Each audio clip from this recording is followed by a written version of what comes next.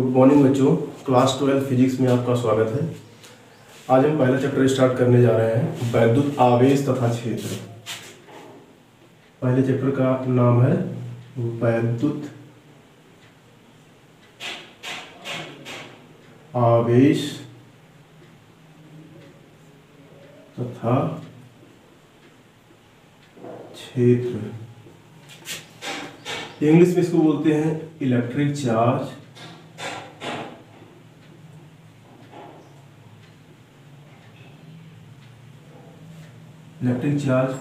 And field.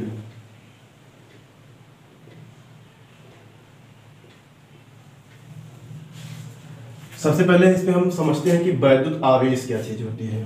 तो वास्तव में अगर कहा जाए वैद्युत आवेश या विद्युत आवेश, तो तीनों एक ही चीज है। तो सबसे पहले इसको समझते हैं।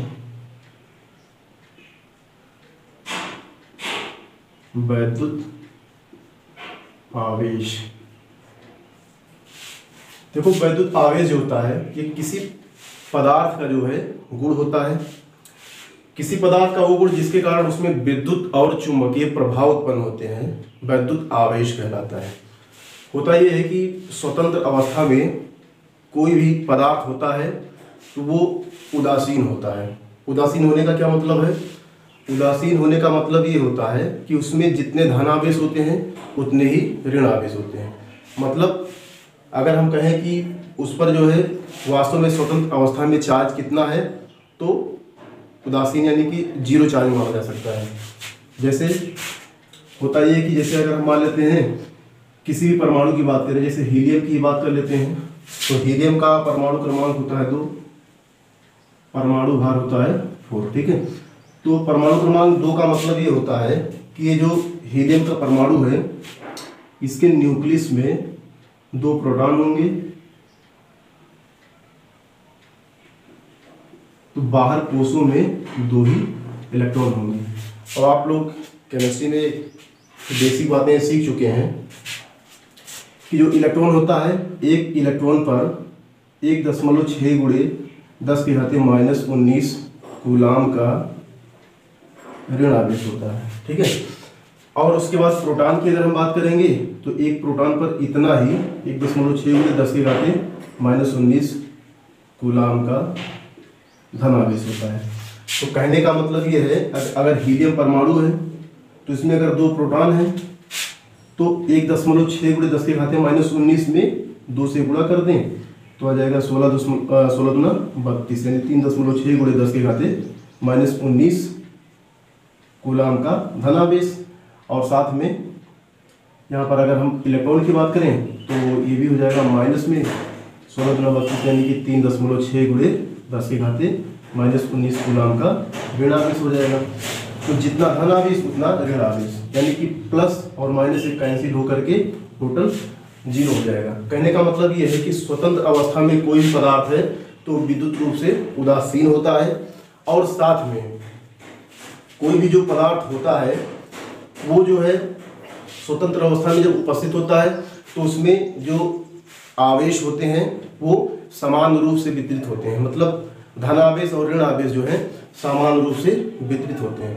तो इस कॉन्सेप्ट को आगे और अच्छे समझते हैं। पहले हम विद्युत आवेश का परिभाषा लिख लेते हैं।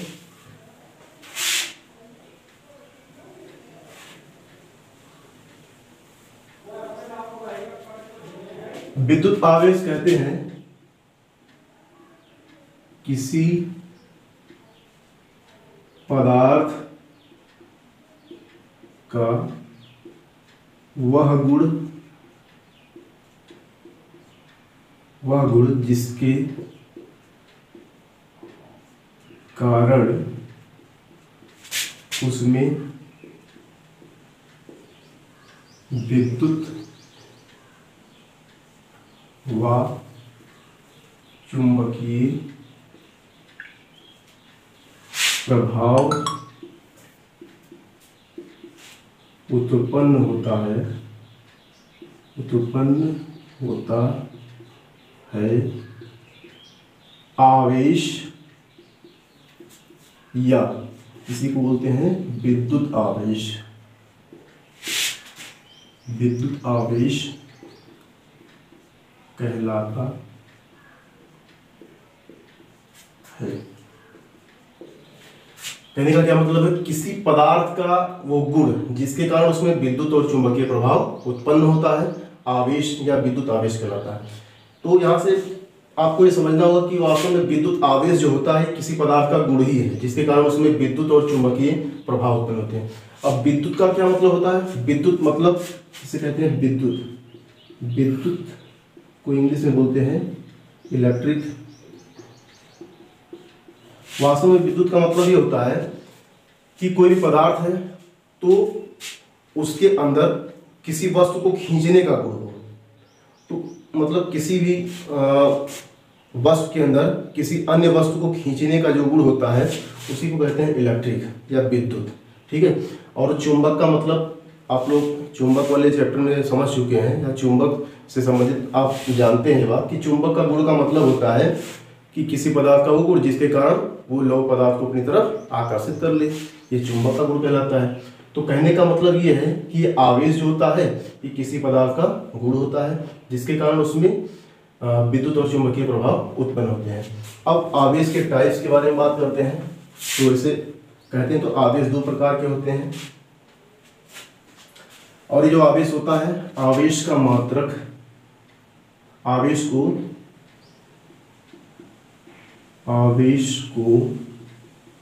Q से प्रदर्शित करते हैं,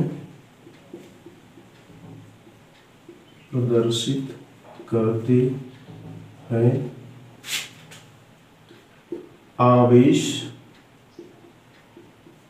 का मात्रक कूलाम होता है, कूलाम होता है, ठीक है। आवेश की जो यूनिट होती है वो कूलाम होती है। आवेश के गुणों के बारे में बात करते हैं। आवेशों के गुण, तो आवेश का सबसे पहला गुण हम कहेंगे तो जो आवेश होता है ये वास्तव में दो प्रकार का होता है। आवेश दो प्रकार का होता है। पहला होता है इसमें धन आवेश, दूसरा होता है ऋण आवेश।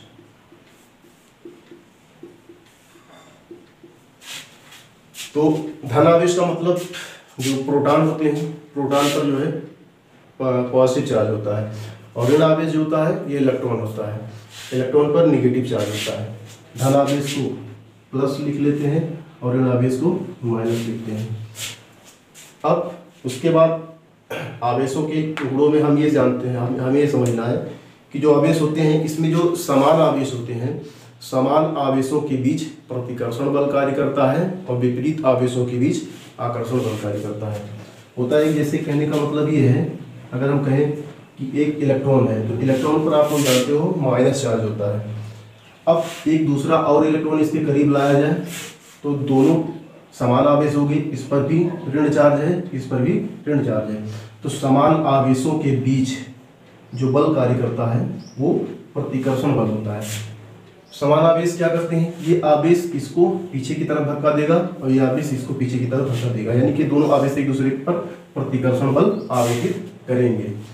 ऐसे अगर दो प्रोटॉन है, एक प्लस आवेश प्लस यहाँ पर है और एक प्लस यहाँ पर है, तो दो प्रोटॉन भी समान आवेश हो गए, ये भी धन है ये भी धन, तो दोनों जो समान आवेश है तो इनके बीच में प्रतिकर्षण बल कार्य करेगा। यानी कि पहला प्रोटॉन इसको पीछे की तरफ धक्का देगा तो दूसरा प्रोटॉन इसको पीछे की तरफ धक्का देगा, ठीक है, यानी कि प्रतिकर्षण बल अप्लाई करेगा। इसी प्रकार अगर मान लेते हैं कि विपरीत आवेश हो, विपरीत आवेश का मतलब एक इलेक्ट्रॉन हो और दूसरा प्रोटॉन हो, तो ये दोनों जो है एक ऋण आवेश है और एक धन आवेश, तो विपरीत आवेशों के बीच जो होता है आकर्षण बल कार्य करता है। यानी कि इलेक्ट्रॉन प्रोटॉन को अपनी तरफ खींचना चाहेगा और प्रोटॉन इलेक्ट्रॉन को अपनी तरफ खींचना चाहेगा, ठीक है। तो दूसरा गुण होता है समान आवेशों के बीच, लिख लेते हैं इसको भी, समान आवेशों के बीच प्रतिकर्षण बल तथा विपरीत आवेशों के बीच आकर्षण बल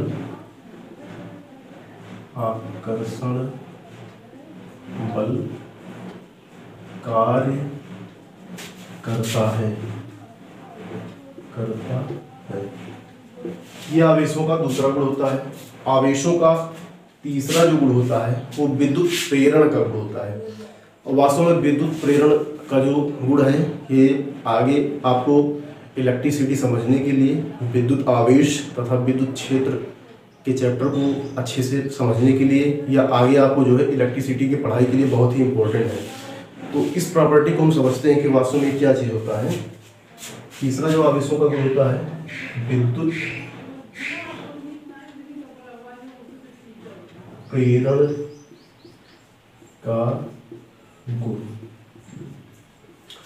तो स्टार्टिंग में हमने आपको बताया था कि जो स्वतंत्र अवस्था में कोई भी पदार्थ जो संसार में उपस्थित होता है, जैसे मान लेते हैं कोई लोहे की छड़ है या कोई एल्युमिनियम का छड़ है या कि कोई कॉपर का छड़ है, मतलब कोई भी सुचालक पदार्थ हो, तो मान लेते हैं मतलब कोई भी पदार्थ हो, तो जो स्वतंत्र अवस्था में वो जो है विद्युत रूप से उदासीन होता है। विद्युत रूप से उदासीन होने का मतलब ये होता है कि उस पदार्थ में जितने धन आवेश होते हैं उतने ही ऋण आवेश उपस्थित होते हैं। जैसे मान लेते हैं कोई हमारे पास एक उदासीन छड़ हो, पहले हम विद्युत प्रेरण को समझ लेते हैं। मान लेते हैं हमारे पास कोई एक उदासीन छड़ है, ये एक है उदासीन छड़।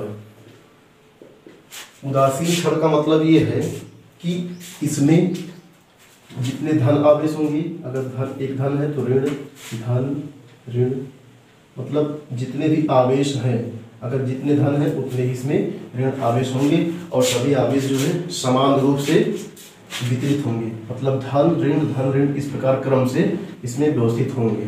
धनावेश ऋणावेश, धनावेश ऋणावेश, फिर से धनावेश, फिर से ऋणावेश। इस प्रकार कोई भी उदासीन छड़ होता है। और आप जानते हो कि संसार का कोई भी पदार्थ है तो छोटे छोटे अणु परमाणुओं से मिलकर बना हुआ होता है, यानी कि वो इलेक्ट्रॉन प्रोटॉन ये सब उसमें उपस्थित होते हैं संसार के सभी पदार्थों में। तो मान लेते हैं कोई उदासीन छड़ है तो उसमें धनावेश और ऋणावेश समान रूप से होंगे, यानी कि जितने धनावेश होंगे, जैसे हमने हीलियम परमाणु का एग्जाम्पल लेकर आपको बताया था, तो जितने उसमें धनावेश होंगे उतने ही ऋणावेश होंगे और ये समान रूप से वितरित होते हैं। अब इस उदासीन छड़ के करीब यदि हम कोई आवेशित छड़ लेके आए, आवेशित छड़ का क्या मतलब है? आवेशित छड़ का मतलब ये होता है कि कोई भी मतलब किसी भी सुचालक पदार्थ का कोई छड़ हो तो उसमें से मान लेते हैं किसी विधि द्वारा हमने इलेक्ट्रॉन को निकाल लिया। अगर इलेक्ट्रॉन को निकालते हैं, जब किसी पदार्थ से इलेक्ट्रॉन को निकाला जाता है तो उस पर जो है धनावेशों की संख्या ज़्यादा हो जाती है, यानी कि उसमें धनावेश आ जाता है। और जब किसी पदार्थ में इलेक्ट्रॉन को डाला जाता है, चूँकि इलेक्ट्रॉन पर ऋण आवेश होता है, तो इलेक्ट्रॉन के डालने से उसमें जो है ऋण आवेश बढ़ जाते हैं। यानी कि अगर इलेक्ट्रॉन निकाल लेंगे तब भी वो आवेशित होगा और किसी पदार्थ में जब इलेक्ट्रॉन डालेंगे तब भी वो आवेशित होगा। बट होता यह है कि अगर इलेक्ट्रॉन उस किसी पदार्थ से निकलते हैं तो उस पर वो पॉजिटिव चार्ज हो जाता है, उस पर धन आवेश आता है। जब इलेक्ट्रॉन किसी पदार्थ में डाला जाता है तो वो निगेटिव चार्ज होता है, यानी कि ऋण आवेशित हो जाता है। तो मान लेते हैं इस उदासीन छड़ के करीब एक हम आवेशित छड़ को लाते हैं। ये कोई आवेशित छड़ है। आवेशित छड़ का मतलब ये है कि मान लेते हैं जैसे इसमें धन आवेश ही है। अब ये जो धन आवेश है होने का मतलब ये हुआ, लिख लेते हैं, ये है आवेशित छड़। अब जो ये आवेशित छड़ है, आवेशित छड़ का मतलब ये है कि हमने इसको किसी विधि द्वारा इसमें से इलेक्ट्रॉनों को निकाल लिया।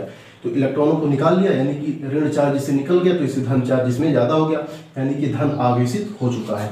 अब ये धनावेशित छड़, जब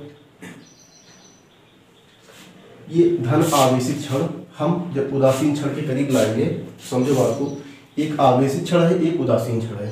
आवेश जो उदासीन क्षण है उसमें धन आवेश और ऋण आवेश समान रूप से वितरित हैं, और जो आवेशित क्षण है इसमें या तो धन आवेश अधिक होंगे या तो ऋण आवेश अधिक होंगे। तो यहाँ पर इसमें धन आवेश अधिक है। तो जब आवेशित क्षण को उदासीन क्षण के करीब में लाया जाता है तो आवेशित क्षण के जो आवेश होते हैं ये उदासीन क्षण के समान आवेश को प्रतिकर्षित करते हैं और विपरीत आवेश को आकर्षित करते हैं, क्योंकि आप जानते हो कि समान आवेशों के बीच प्रतिकर्षण बल कार्य करता है और विपरीत आवेशों के बीच आकर्षण बल कार्य करता है। हमने आपको इसे पहले ही बताया था कि जैसे दो इलेक्ट्रॉन है तो दोनों पर नेगेटिव चार्ज, तो उनमें प्रतिकर्षण बल लगेगा क्योंकि समान आवेश है, और एक इलेक्ट्रॉन हो एक प्रोटॉन हो तो उनके बीच जो है आकर्षण बल लगेगा क्योंकि वो विपरीत आवेश है। तो यहाँ पर जो आवेशित क्षण के आवेश हैं तो धन आवेश है तो धन आवेश को क्या करेगा, प्रतिकर्षित करेगा और ऋण आवेश को आकर्षित करेगा। तो इससे होता यह है कि दूसरी व्यवस्था इसकी कुछ इस प्रकार बन जाती है। दूसरी व्यवस्था जो बनती है उसमें होता यह है, यहाँ पर तो आवेशित क्षण के ये धन आवेश है और जो हमारी उदासीन क्षण है ये तो आवेशित क्षण हो गई और दूसरी हमारी ये उदासीन क्षण है। तो उदासीन जो क्षण जो होता है इसके जो आवेशित क्षण के समान आवेश जो होते हैं वो दूर वाले सिरे पर चले जाते हैं और जो विपरीत आवेश होते हैं वो पास वाले सिरे पर आ जाते हैं। इस घटना को ही विद्युत प्रेरण कहते हैं। कहने का क्या मतलब है, होगा ये कि इसकी व्यवस्था कुछ इस प्रकार बन जाएगी कि यहाँ पर जो ऋण आवेश हैं, ऋण आवेश एक तरफ आ जाएंगे और धन आवेश दूसरी तरफ चले जाएंगे। इस घटना को ही विद्युत प्रेरण कहते हैं। एक बार फिर से इसको हम क्लियर कर लेते हैं। इसमें आपको कुछ नहीं करना है, आपको ये समझना है कि आपके पास एक आवेशित क्षण है। आवेशित क्षण मतलब उसमें धन आवेश है तो धन ही आवेश है, और जो उदासीन क्षण होता है उसमें धन और ऋण आवेश समान रूप से वितरित होते हैं। तो इसमें धन है फिर ऋण है, धन है फिर ऋण है, धन है फिर ऋण है। तो जब आवेशित क्षण के करीब कोई उदासीन क्षण लाई जाती है तो आवेशित क्षण के जो आवेश होते हैं वो अपने समान आवेश को प्रतिकर्षित करेंगे क्योंकि धन धन में प्रतिकर्षण होगा। जो प्रतिकर्षित करेंगे तो समान आवेश दूर वाले सिरे पर चला जाएगा और जो विपरीत आवेश है उनको आकर्षित करेंगे तो विपरीत आवेश पास वाले सिरे पर आ जाएगा। तो व्यवस्था कुछ इस प्रकार बन जाती है। इस घटना को ही विद्युत प्रेरण कहते हैं। ये आवेशों का तीसरा गुण हो गया। Okay, thanks.